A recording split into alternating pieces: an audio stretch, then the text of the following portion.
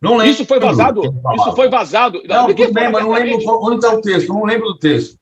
Porque, Paulo, peraí, você não entendeu. Eu estou dizendo que as pessoas vazam, que nem vaza escalação, vaza rumor de que o Vitor Pereira está forçando a barra. Mas, de dentro do Flamengo se vaza e isso sai a coisa do parabéns ao Benedito Bacana. Estou falando que alguém escreveu. Acesso à informação. O papel do jornalista isso é óbvio. Isso é evidente, né, Paulo? Peraí, não fala assim que fica parecendo que eu estou indo contra o Venier. Eu nem falei do Venier.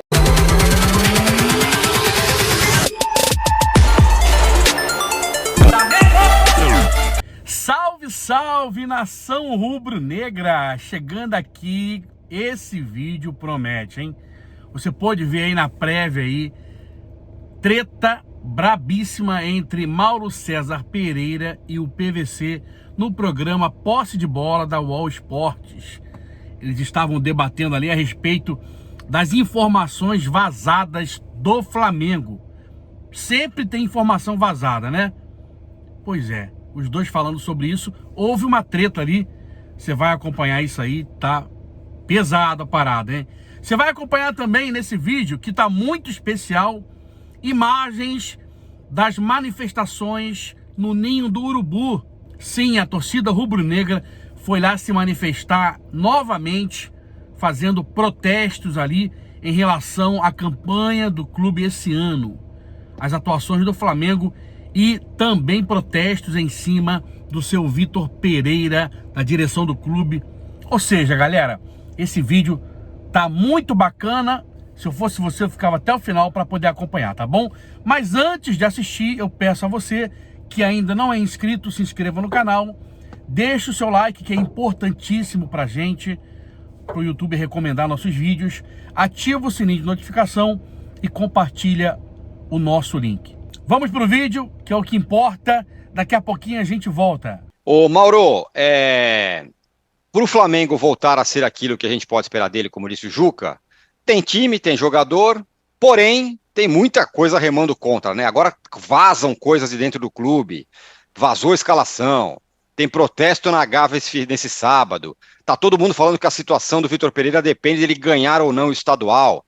É muita coisa remando contra, né?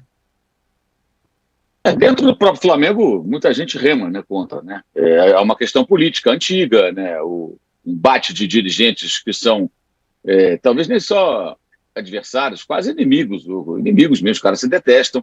E a derrota do Flamengo, se por um lado para algumas pessoas é ruim, para o cara como torcedor pode ser boa no aspecto político, nos embates com esses adversários internos. Os vazamentos de escalação acontecem há muito tempo, sem que ninguém faça nada para deter.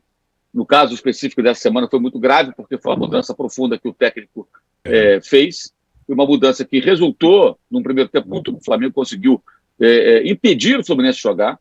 Aliás, até eu comentava na live que eu fiz no meu canal antes do jogo, que eu conversei com um colega que teve uma conversa com o Vitor Pereira no começo do ano, uma conversa informal, né? E o Vitor Pereira comentou com esse colega nosso, elogiando o Fernando Diniz. Ele disse: a única maneira de jogar contra o Fluminense do Diniz é apertar no campo dele, sufocar, não deixar sair jogando e causar desconforto. O Flamengo fez exatamente isso. A escalação foi por isso, a presença do Matheus França, não do Matheus Gonçalves, também se justifica por isso, jogador com mais força física, além de muito habilidoso. Matheus Gonçalves é mais levinho, né, mais faceiro, como diz o Arnaldo, jogador mais leve, rápido.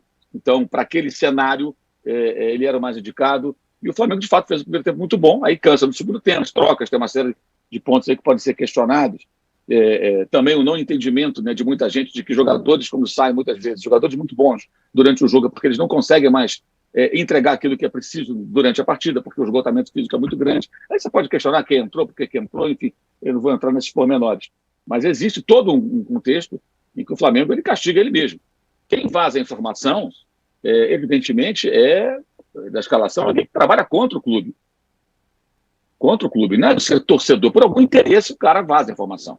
Ou trabalha contra o clube, ou quer ter um jornalista a ele aliado por uma conveniência, e vaza uma informação. Aí eu não sei qual é o mistério, né, entre aspas, que envolve esse frequente vazamento de informações. O Jorge Jesus, uma vez, eu não lembro se foi escalação ou outra informação, ele passou algo fake para tentar detectar o glorioso X9.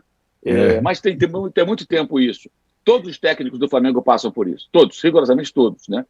E acho que o Flamengo é vítima justamente do quê? Da dificuldade de entender também o que ele quer. Quando vocês falam, o Flamengo voltar a ser o que era. Voltar a ser o que exatamente? O Flamengo dos breves meses de ótimo futebol com o Dorival ou o Flamengo que despencou no final da temporada? O Flamengo que passava por uma formulação com o Paulo Sousa, independentemente da sua falta de habilidade, muitas vezes no trato com os jogadores, de sua capacidade ou não de fazer aquele processo chegar ao final, né? O Flamengo do Jesus, eu estava aqui recapitulando os jogos do Jorge Jesus no começo da temporada dele no Flamengo, ele teve muitas dificuldades. É incrível como as pessoas esquecem a quantidade de vezes que o Jorge Jesus teve dificuldade.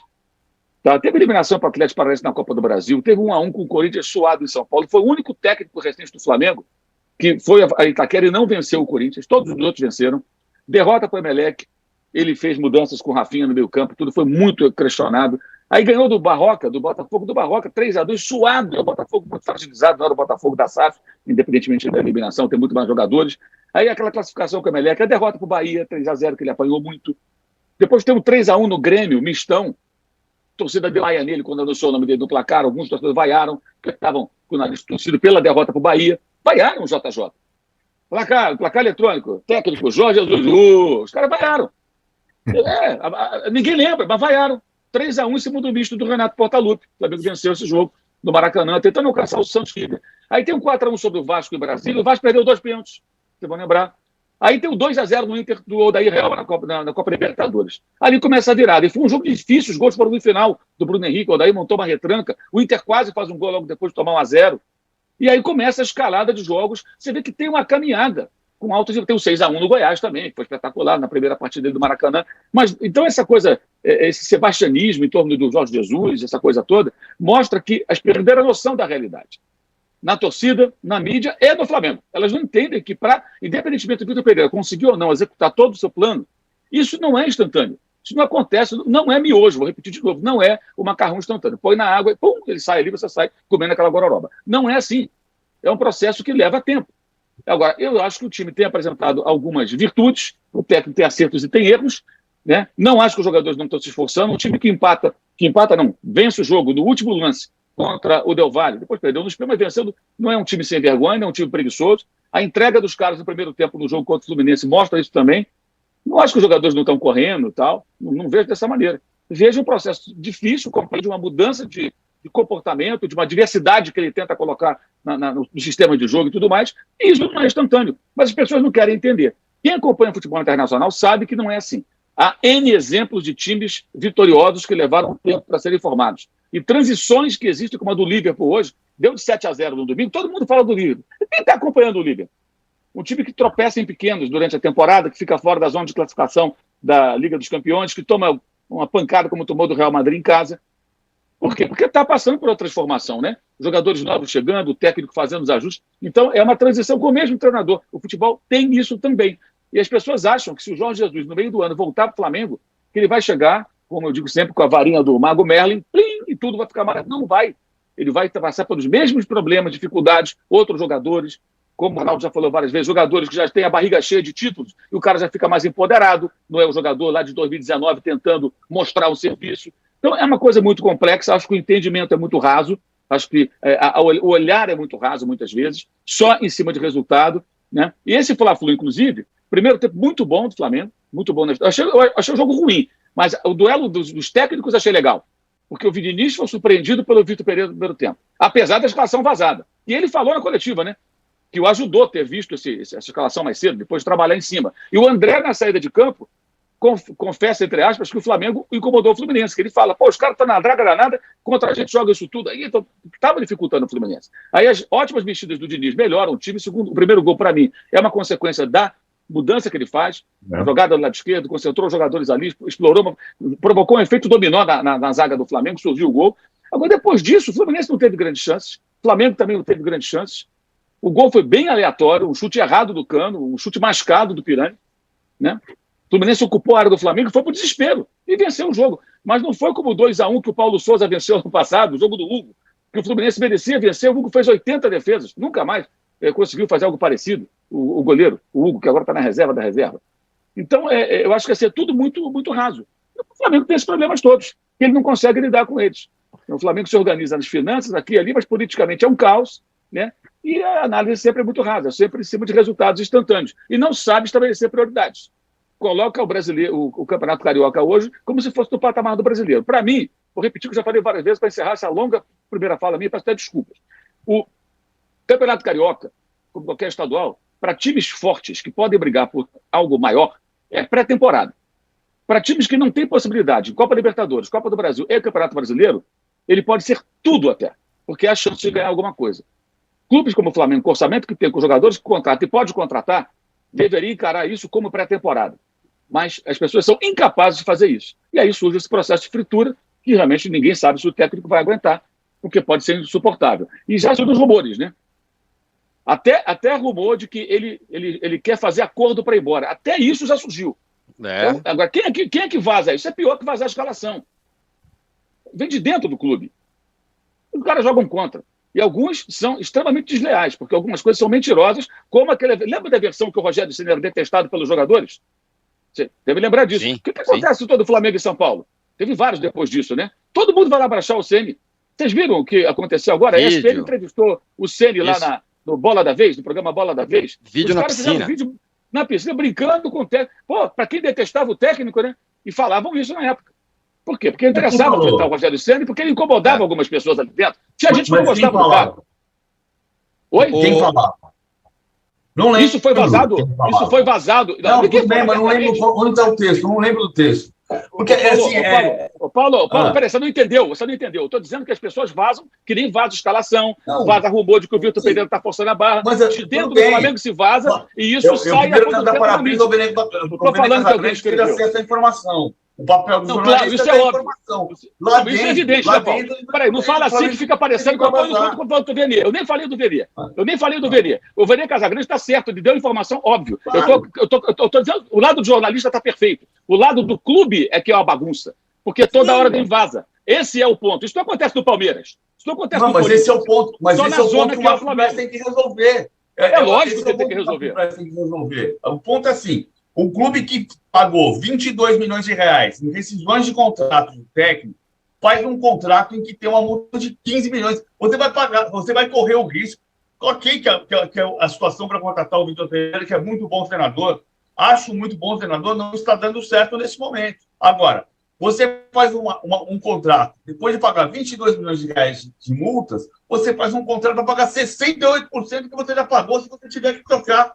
Num clube que tem uma cultura de demitir a cada 6 meses, de trocar a cada 6 meses, que é o que precisa mudar, foi o que a gente disse aqui na semana passada. O clube tem que mudar a sua cultura interna, mas isso é um problema do Rodolfo Landim, do Marcos Braz, do BAP e de quem dirige o clube. Se está vazando lá dentro, e já mudou comissões técnicas, mudou tudo. O tempo que estava o Jorge Jesus lá dentro em 2019, mudou praticamente todo mundo, tirando o Márcio Tanuri. Já saiu, já voltou, já entrou.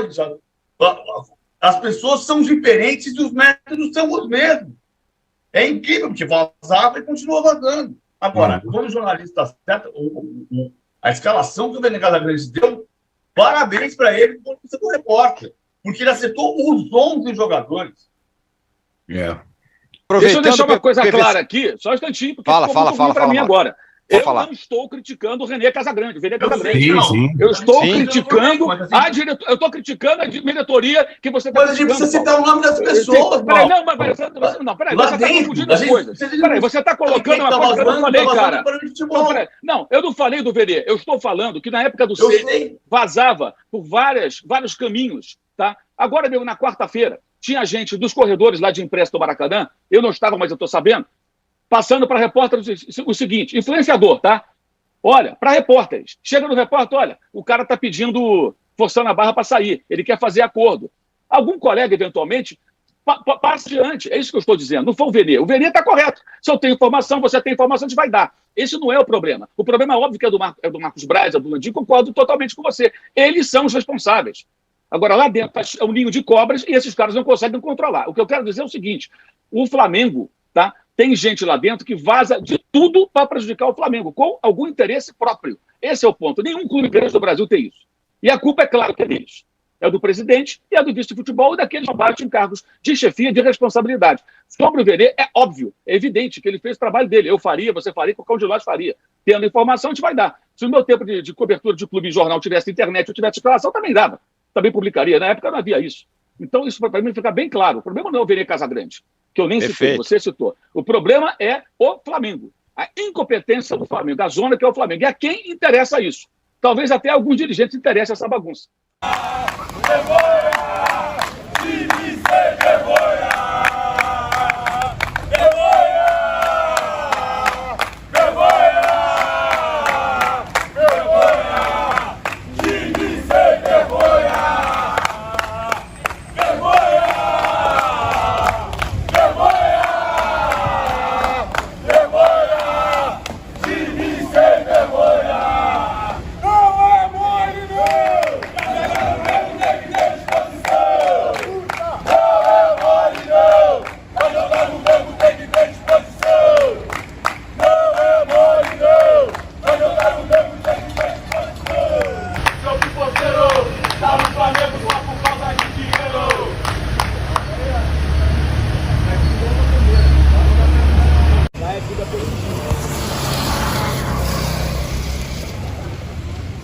É isso aí, galera. Você pode acompanhar uma treta ali pesadíssima entre Mauro César e o PVC no programa Posse de Bola da UOL Esportes, tá bom?